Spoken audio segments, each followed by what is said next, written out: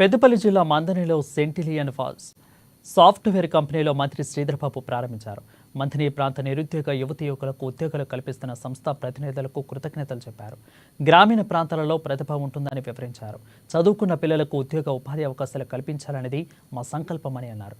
మా మంథని ప్రాంత మేధస్సుకు ప్రపంచవ్యాప్తంగా పేరుందని తెలిపారు.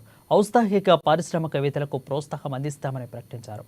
మంథనిలో త్వరలో స్కిల్ సెంటర్ను ఏర్పాటు చేస్తామని మంత్రి శ్రీధర్బాబు వెల్లడించారు.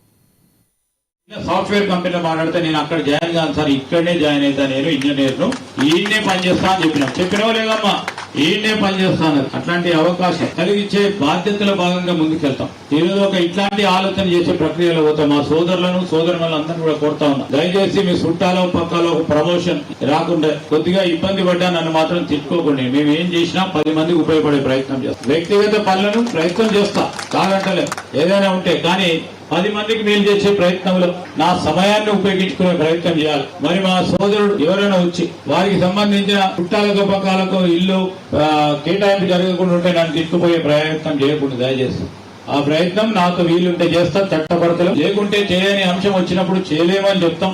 దాచిపెట్టుకునే అంశం లేదు. నాకు జనానికి మంచి చేసే ప్రయత్నంలో మీ అందరూ కూడా భాగస్వాములను కోరడానికే మేము ముందుంటాం. దయచేసి ఈ రోజు కూడా పొద్దున్నే ఎందుకు పెట్టుకున్నారంటే గోదావరి